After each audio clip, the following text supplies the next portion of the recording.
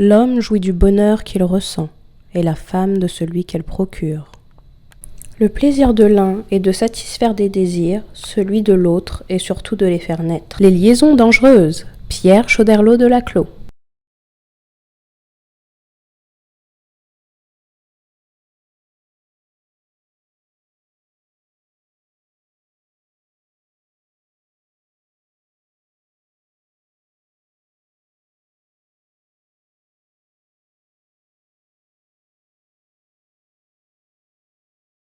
Ce que ça représente, un moyen pour baiser.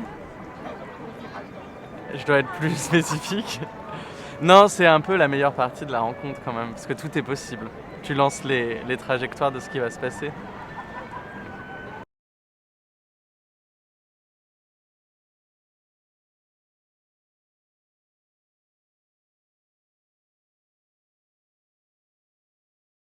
La séduction, c'est essayer de convaincre l'autre, pas par des stratégies de raisonnement, mais par des stratégies plutôt par le langage ou par les attitudes. Eh bien, celui qui séduit, c'est celui qui est capable de voir ce que l'autre attend. En fait, c'est qu'il arrive à deviner, à rentrer dans le monde de l'autre pour faire croire à l'autre qu'il répond vraiment à ses attentes.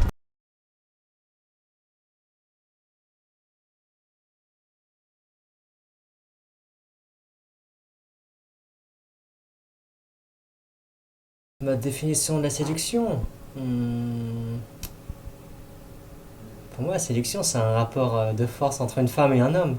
Pareil, pour moi, que ce soit dans les homosexuels ou dans les lesbiennes, il y en a toujours un qui est dominant et l'autre soumis. Dans un rapport homme-femme, ça peut être la femme qui est dominante et l'homme qui est soumis.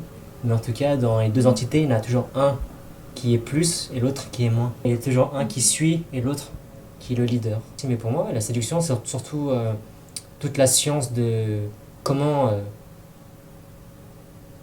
rendre attractif, comment se rendre attractif et comment stimuler le désir chez l'autre.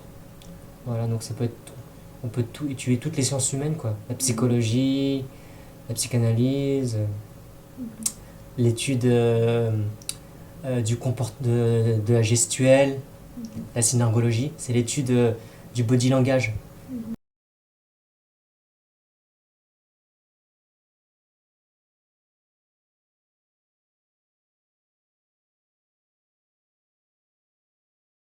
Moi, la séduction, c'est un art de plaire. Je pense que si on veut séduire, c'est que quelque part, on veut plaire à quelqu'un.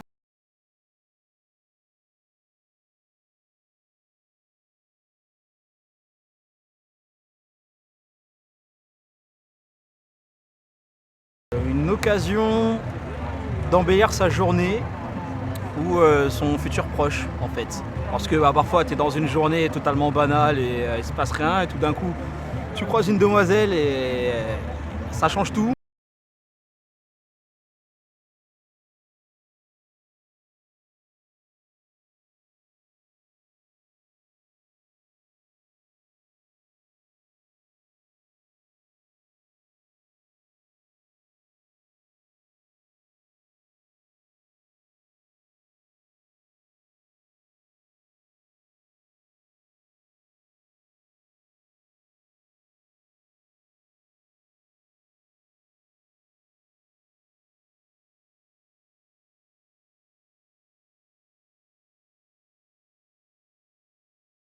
Donc en fait, je crois que c'est le truc de la drague, genre si ça va lentement, ça peut aller plus loin, mais plus ça va vite et plus ça se consume. Du coup, vu que le désir c'est un jeu de cache et de... Enfin, ça se consume super vite en fait, si tu te rends compte, tu t'embrasses, tu te plottes, au bout de 5 minutes, ça peut tuer le désir parce qu'en fait la personne est disponible et c'est pas très excitant. C'est bien l'idée de chasse et de conquête, quoi. Parce que sinon c'est pas très drôle, quoi.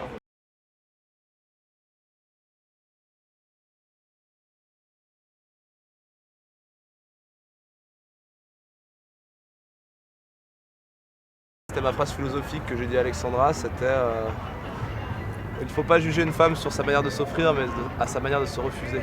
Non, mais certaines femmes sont savent pas dire non et vont le faire de manière tellement détournée que ça va faire souffrir les gens. Et Pour moi, une salope, c'est une meuf qui fait souffrir les gens parce qu'elle n'est pas capable d'avoir une réponse claire et nette face à la séduction. Et je déteste les personnes qui vont, par exemple, te donner leur numéro, sans être lourd, hein, si t'es super lourd, qu'elle te donne un faux numéro, tu peux comprendre aussi. Mais une personne qui va, au début être dans la séduction, après elle se trouve un mec par exemple ou quoi, et elles vont juste te zapper, tu vois, au lieu de te dire clairement, simplement, non, c'est fini. Tu vois, des trucs comme ça, je trouve ça dommage. Et je respecte beaucoup plus des femmes qui sont capables de dire non que des femmes qui préfèrent laisser le truc pour flatter leur ego au détriment de ta propre manière de voir et ta personnalité. Sachant que les mecs font pareil, hein. Mais bon, comment on appelle ça, un salope, je sais pas, mais... Il n'y a que des mots féminins pour décrire ce sujet.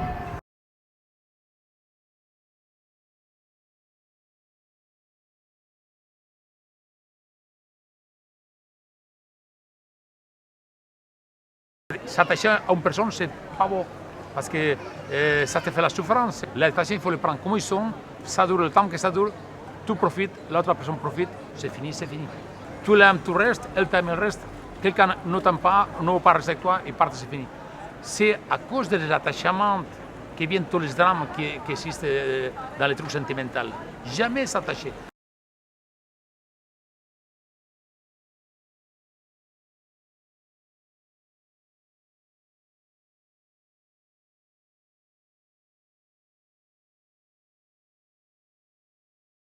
Je trouve ça plus excitant de séduire que d'être séduit. Il y a un jeu plus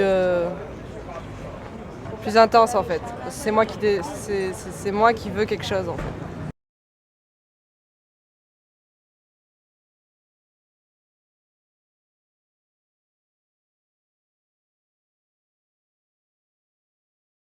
Oui, ça m'est déjà arrivé. Par des gays aussi. La plupart, c'est pas mon style. C'est toujours ça. Mais je fais en sorte de au moins faire connaissance. Quand je vois quelqu'un qui je lui plais, je vais pas faire non plus le... Ouais, non, j'essaie au moins communiquer sans pour autant lui faire croire que oui, t'es ma future. Parce que c'est toujours plaisant de savoir quelqu'un qui plaire, qu'on plaît, savoir qu'on plaît. Peu importe la personne en face, parce qu'il faut d'abord être humain. Et ça, c'est la base de la séduction. Si on est humain, on n'a plus de problème. Je cherche mon opposé. Ça peut être difficile, ouais, parce que c'est mon opposé. Mais des fois, on s'entend le mieux avec son opposé. Bah oui, aujourd'hui, pour trouver une qui vous aime, est sûr, c'est difficile. Hein. Tout le monde se méfie maintenant, s'essaie de se protéger parce que y a des ruptures, il y a des choses, on a peur de se casser la gueule, on a peur de plein de choses. Donc on se méfie, on se protège. Et les filles encore plus que nous les mecs. Que je peux comprendre. Maintenant c'est devenu l'inverse. Les nanas, elles sont devenues plus macho que les mecs. Elles savent beaucoup plus que nous ce qu'elles veulent parce qu'il y a tellement de gays maintenant. Qu'elles sont frustrées. Mais c'est bon, ça fait 4 pour 1 ou 5 pour 1.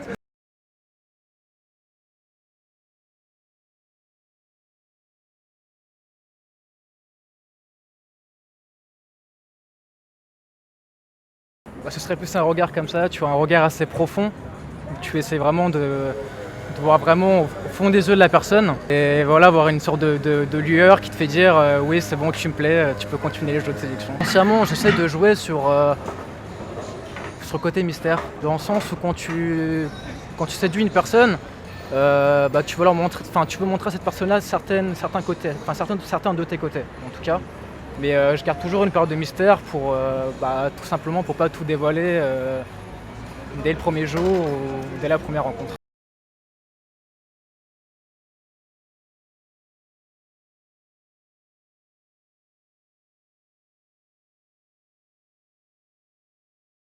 Du coup, valoriser les autres, c'est une bonne technique de séduction, je pense. Mais aussi, tu vois, un petit peu... En fait, faire comprendre que tu dis pas des choses banales, tu vas faire un peu rentrer l'autre dans ton intimité, pas forcément super intime, mais tu vois, en gros, que tu prends en compte, en fait.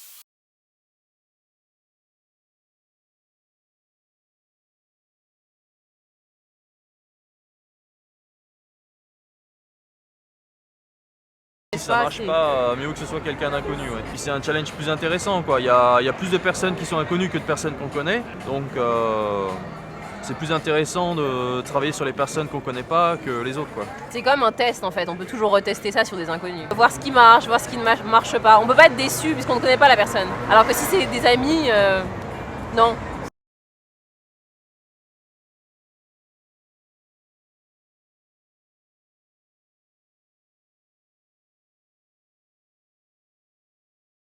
Il faut que je sois à peu près sûr que la fille est séduite par moi avant de vraiment lancer un jeu de séduction en fait. Je pense qu'il y a différents types de dragueurs, quoi. Il y en a qui peuvent paraître lourds, mais ils sont comme ça, avec leur t-shirt serré, t-shirt rose qui flash. Moi j'appelle ça plus des beaufs que des dragueurs, mais des beaufs dragueurs. Ça franchement, ouais, ça c'est naze. Après il y a d'autres types de dragueurs qui sont habillés super classe. C'est vrai que la plupart du temps, quand un mec se dit qu'il sait draguer et qu'il est dragueur, pour moi déjà ce mec là il se la raconte un peu, quoi. Je suis super nul pour repérer une fille qui est attirée par moi, quoi. Enfin je m'en rends compte au dernier moment, soit parce qu'elle est en train de m'embrasser ou soit je m'en rends compte 3 semaines après alors que j'ai plus de nouvelles, quoi.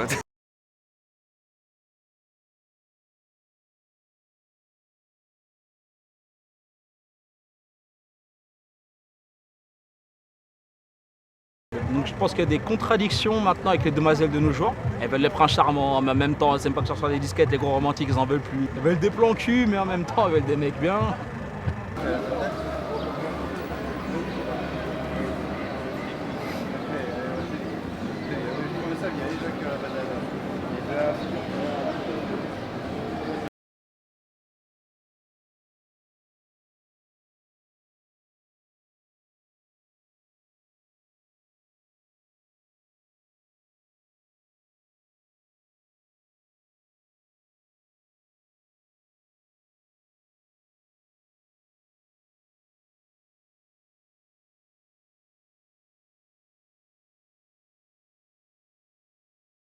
Draguer, c'est-à-dire aborder des filles. D'abord demander si elle veut une boisson, après s'asseoir à côté d'elle, après demander son numéro, et voilà, après je l'appelle. C'est la rupture chez votre Pour demander un autre rendez-vous. Demander son email, où elle habite, et tout. Non, ils ont déjà commencé, oui. Mais moi, j'attends d'être adolescent, enfin, avoir mes 18 ans et tout, 16, je sais pas, être plus grand. Ils se parlent entre eux et après, parce qu'eux, ils agissent en groupe. Moi, je suis solitaire.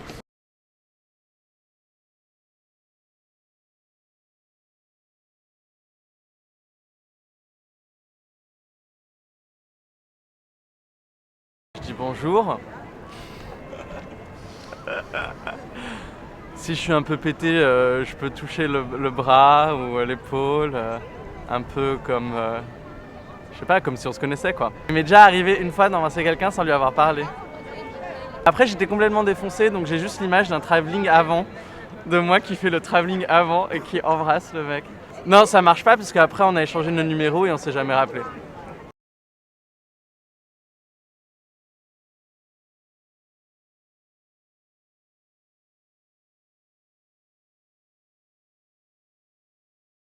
Alors mes techniques préférées de séduction, moi je dirais, je concentre beaucoup à travers le regard. Si j'ai réussi à accrocher le regard, et pour moi, tout commence là.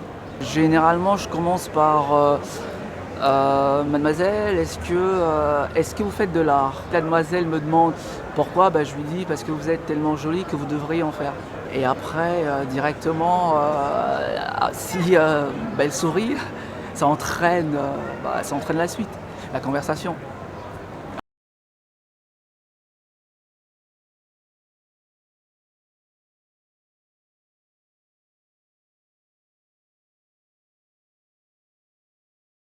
La première, c'est l'adaptation.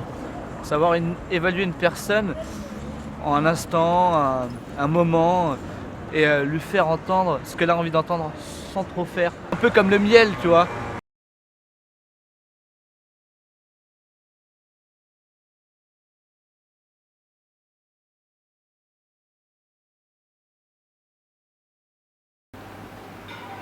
Alors de nos jours, je pense, la cigarette que tu vas demander parce que tu fumes et tu vas demander la cigarette. Tu demandes l'heure, tu demandes la date, le jour, quel jour on est. Tu demandes ton chemin, un renseignement dans la rue. Tu demandes n'importe quoi, juste histoire pour parler à quelqu'un.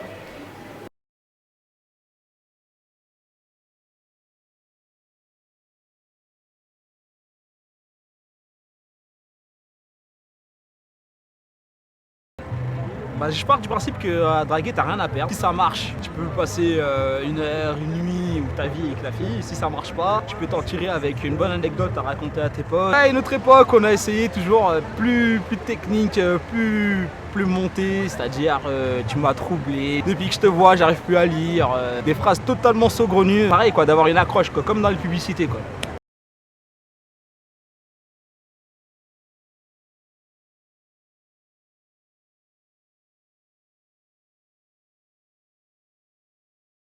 Ma plus récente, je vais la raconter, c'était hier soir, c'était assez marrant. Moi j'ai 24 ans, c'est une nana qui a 33 ans. C'était dans un bar où justement mon pote bosse et c'est parti d'un regard et un verre échangé. Tu lui as dit que t'étais kiné aussi. Oui, je lui ai dit que accessoirement j'étais kiné, ça marche aussi pas trop mal. J'attends un peu la fin de soirée pour vraiment attaquer quand c'est plus facile. Quand il attaque, c'est mal. Ouais, très mal.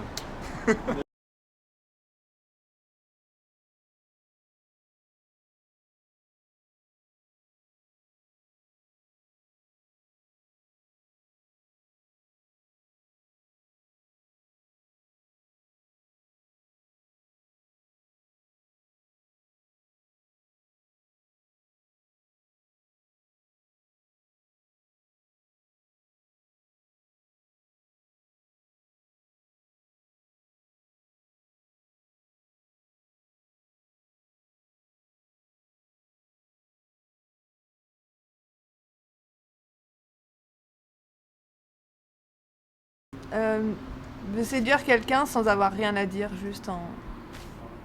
juste comme ça en 2 secondes, que ce soit réciproque, mais qu'il n'y ait pas besoin de parler en fait. Ça serait de faire l'amour avec quelqu'un que tu connais pas et qui se passe rien, pas de communication et juste sans parler à l'autre personne.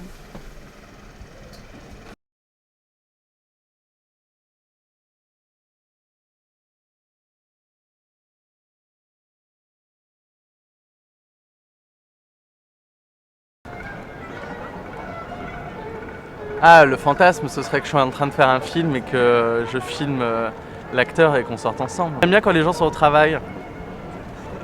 C'est assez cool parce que dans le fond, la personne est obligée de t'écouter et d'être sympa, elle est payée pour ça. Et puis toi, tu t'amuses, tu déconnes,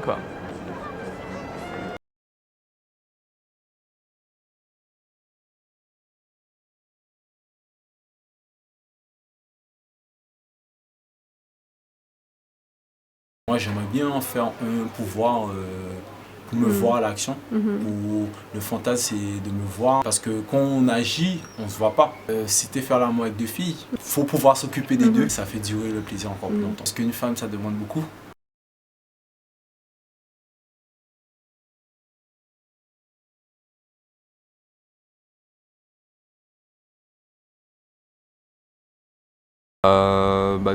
Toutes les situations qui peuvent se rapprocher de films que tu as déjà vus, des trucs un peu cinématographiques finalement. Les clichés, ça sert à ça aussi, et quand ça se passe, c'est assez cool la plupart du temps.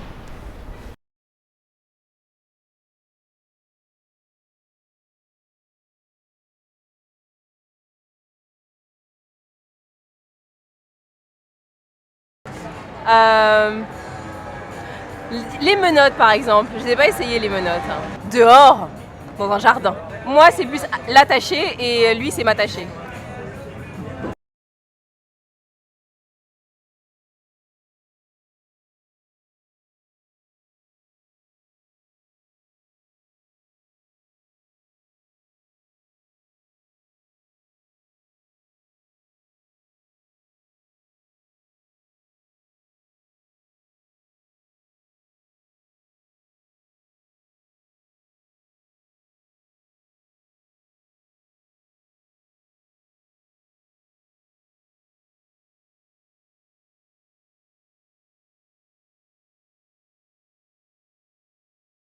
Moi ça m'est arrivé dans mon travail, j'ai croisé une nana qui est plus âgée que moi d'ailleurs, qui est déjà mariée, qui a des enfants. Et bon, je prenais l'ascenseur avec elle. Je savais que cette femme, je lui plaisais, mais je savais aussi qu'elle était mariée. Dans la même journée, une fois, on a pris l'ascenseur. Bon, je lui demande dans quel étage elle va. Elle me dit, je vais au -1, moi je vais au premier. Et je la regarde comme ça, je lui fais, mais tu veux pas venir avec moi? Avec un petit sourire, avec un petit clin d'œil un peu. Elle est devenue toute rouge, quoi. Voilà, elle n'a rien répondu. Puis la même journée, je l'ai recroisée, toujours la même. Elle sort de l'ascenseur, elle me fait « Ah, re-salut » et tout. Et moi, je l'ai fait comme ça, mais décidément, tu me suis de partout. Là, pareil. Elle était toute rouge, quoi. C'est là où j'ai vu que je pouvais mettre mal à l'aise.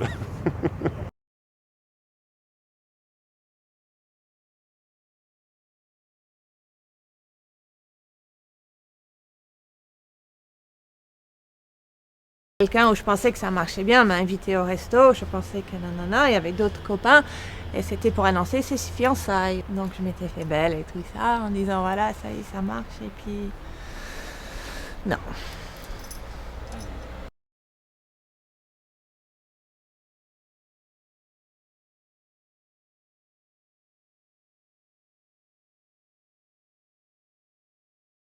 Moi je peux dire la pire drague que j'ai vécue. Avec des amis, on allait de bar en bar. C'était aux États-Unis, donc ils vérifient ta carte d'identité, machin. J'attends pour commander un verre et il y a un mec qui... En fait, je sens une main sur mon paquet. Et ça, très mauvaise technique de drague. Tu te sens agressé. Tu vois, pour le coup, là, c'était un peu trop pressurisant. Il n'y avait pas d'espace pour aller vers l'autre, quoi. C'était genre, je me sers, je prends.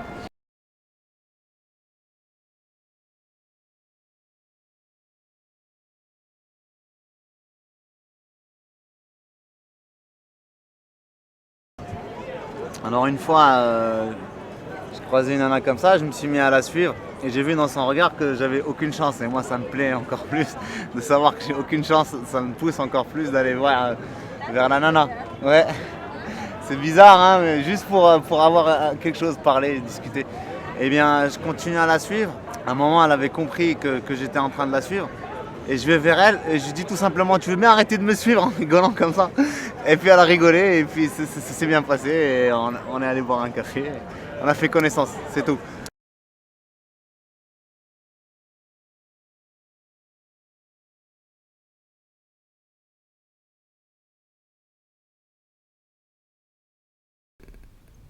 Ouais, il y a une fille qui vient me voir un coup dans le métro. J'écoutais de la musique, bon, j'étais un peu dans mon monde, comme ça, il était tard le soir. Enfin, j'ai envie d'être tranquille tout seul, de rentrer chez moi. Puis elle me dit, j'arrive pas à faire fonctionner la machine pour acheter à manger. Enfin, la machine d'un distributeur quoi, automatique. Donc, elle me dit, j'arrive pas à faire fonctionner la machine, vous pouvez pas m'aider?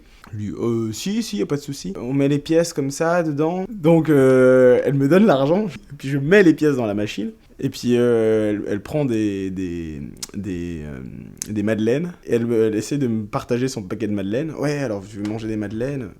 Non, j'ai pas envie de manger des madeleines. Et je dis mais là il faut que j'y aille, j'ai envie de rentrer chez moi là. Ah ouais, tu rentres chez toi, t'habites où? Oh là là, mais en fait ça, c'est une espèce de technique. Mais c'est mauvais quoi. Enfin, c'est être un peu scotchant, collant, et puis bête, comme ça, débile, ça peut pas marcher, quoi.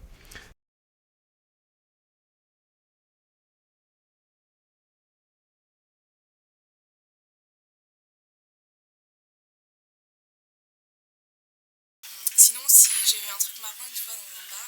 C'était en fait un mec qui était la voix de Georges Clooney, la voix off, et qui voulait en fait réunir, nous on était avec deux copines quoi, à boire un verre et il y avait 3 autres mecs à une autre table et ils voulaient nous réunir tu vois pour qu'on discute et qu'on, je sais pas, qu'on sorte ensemble éventuellement.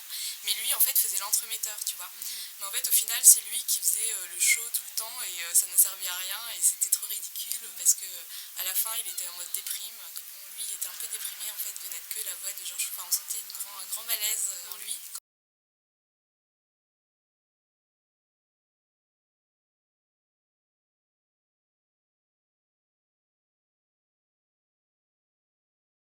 C'était dans une boîte de nuit. J'ai rencontré une fille, alors j'étais tout seul. Je me suis pas très bien adapté dans cette boîte de nuit. J'étais habillé simple, tu vois. J'avais juste une petite veste, des baskets, des écouteurs dans la boîte de nuit et tout. Et je tombe sur une fille. Et donc voilà, je l'aborde, mais je suis pas gentil en fait. Je joue sur la méchanceté. Et elle rigole en fait. C'est de l'humour un peu noir. Et on s'est amusé à s'envoyer des pics toute la nuit. C'est-à-dire que voilà, on se disait des méchancetés. Il y avait ce jeu de séduction, mais dans le désaccord quoi. Et à la fin, on a fini ensemble.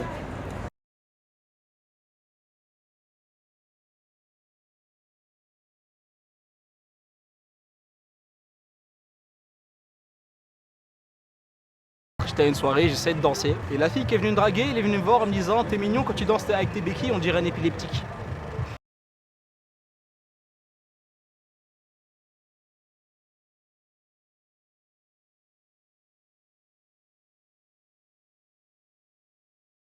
Quand on essaie de payer un verre au début dans un bar et puis après il y a le mec de la meuf qui arrive derrière aussi, ça marche pas. C'est vrai.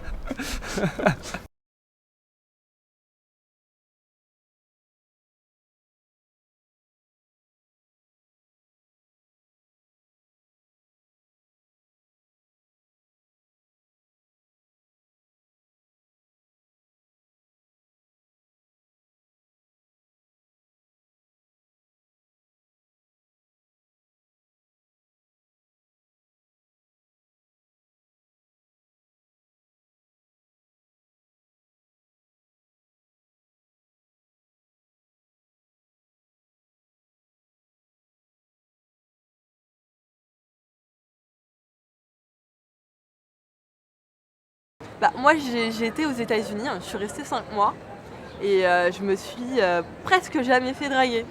Donc j'ai l'impression que les Américains sont au contraire peureux par rapport à ici, par rapport en France. Je me fais quand même beaucoup plus draguer qu'aux États-Unis.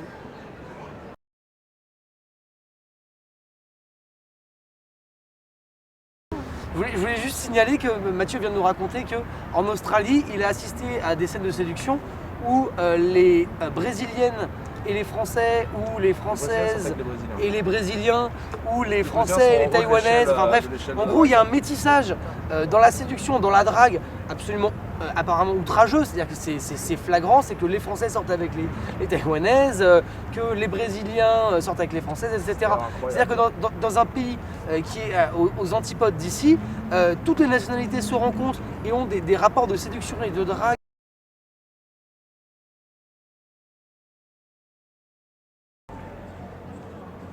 Bah, j'ai l'impression que les Canadiens, ils n'aiment pas jouer la séduction. J'ai l'impression que ce serait plutôt bon, allez, on y va, en plein milieu d'une conversation qui est genre normale, où il n'y a pas eu de flirt et tout. Ce serait... Alors j'ai l'impression qu'en France, on aime bien le côté veut pas, fera pas. Je pense que les Nord-Américains, c'est une culture assez pragmatique. Ça veut pas dire que ce sera moins bien. Hein.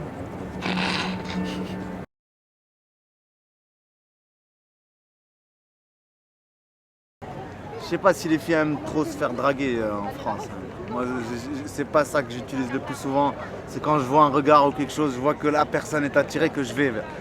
Je vais pas aller commencer à m'aventurer, aller vers la personne. Et dans d'autres pays, c'est sûr que les filles, elles aiment bien se faire draguer. Moi, je suis à moitié d'origine marocaine. Je sais que quand je suis au Maroc, les filles, elles adorent ça.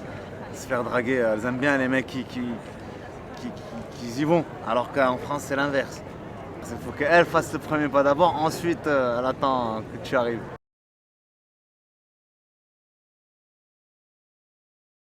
Le reste du monde, je sais pas pourquoi, ils se sont construits ce mythe des Français romantiques. Je pense pas qu'ils soient plus romantiques qu'ailleurs en fait. Je pense juste que peut-être Paris ça offre un cadre qui est ce qu'on appelle le cadre romantique. C'est complètement différent parce que pour moi, Maurice, le problème c'est qu'il y a beaucoup de tabous. Donc comme il y a beaucoup de tabous, c'est très conservateur. Par exemple, les Américaines, on m'a dit qu'elles étaient un peu plus directes que, par exemple, que les filles françaises. C'est-à-dire qu'elles n'hésitent pas, elles, à vraiment venir.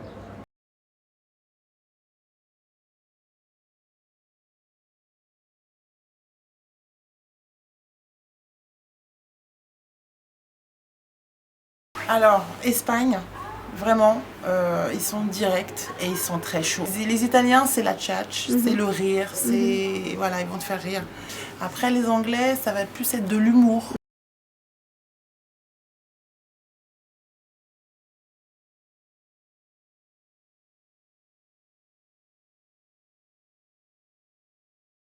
France, c'est les mecs qui draguent 9 fois sur 10. Par contre, à l'étranger, je me suis souvent fait draguer. En Suède, j'étais jeune, donc j'ai pas poussé loin, mais ils sont plutôt cash en fait. En Angleterre, c'était plutôt cru ou pas assez bien fait, pas assez romantique, ça manquait de tact.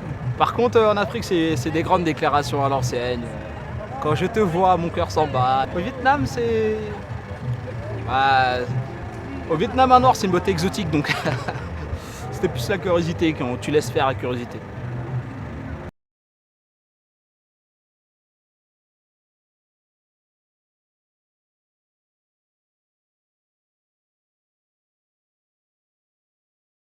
En Guadeloupe, on est direct. On va pas se casser la tête à dire les choses. C'est soit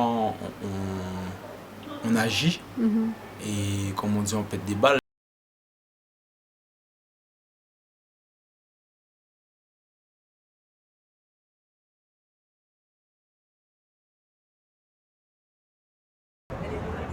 Bah, les pays européens, on va dire, on est moins... Enfin, dans l'ensemble, on est moins direct. Et tout ce qui est Amérique latine, tout le reste, c'est des gens, ils y vont franco. Ils n'ont pas la peur du rejet, en fait.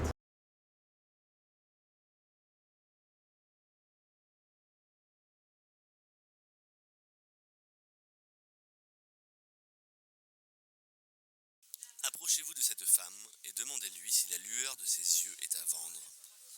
André Breton.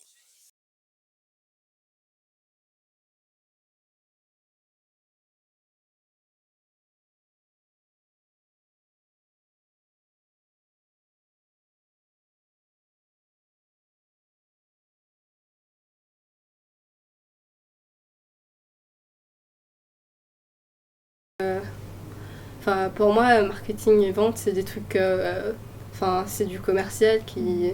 Enfin, ça s'applique au business, mais pas aux relations. Enfin, les gens qui vont utiliser des trucs comme ça pour, dans les relations, ça m'intéresse pas. Je préfère un truc beaucoup plus naturel, plus spontané, quoi.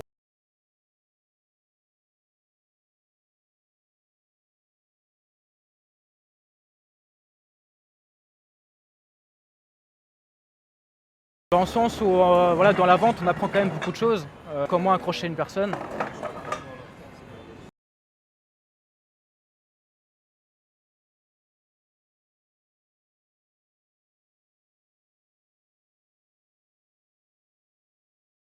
Je pense que le marketing utilise plus les techniques de séduction, mais c'est pas une technique. Tu vois, c'est pas le marketing qui est premier dans la séduction. Je pense que quand tu connais le marketing, peut-être que tu mets plus de. Enfin, t'arrives plus à intellectualiser peut-être la séduction parce que tu réfléchis dessus en fait, mais je pense pas du tout qu'il faille connaître le marketing. Tu peux connaître le marketing en principe et être nul en séduction, je pense.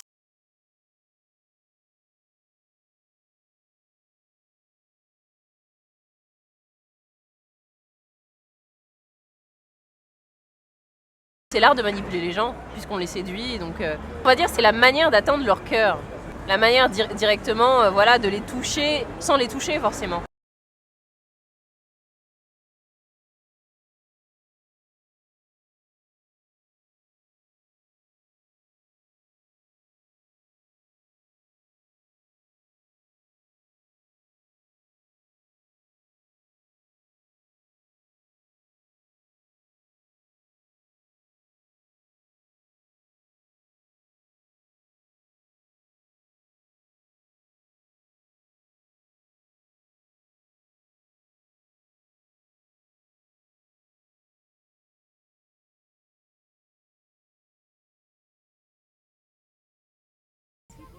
Ah ça par contre je trouve ça, j'aime pas, ça me révulse un peu.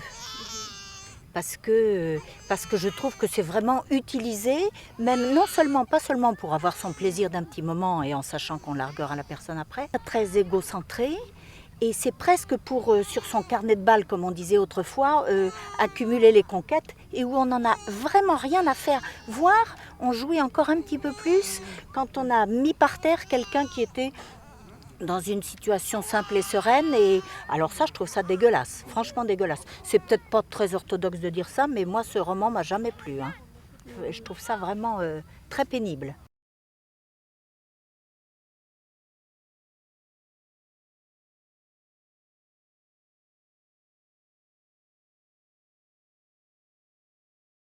L'homme jouit du bonheur qu'il ressent, et la femme de celui qu'elle procure. Le plaisir de l'un est de satisfaire des désirs, celui de l'autre est surtout de les faire naître.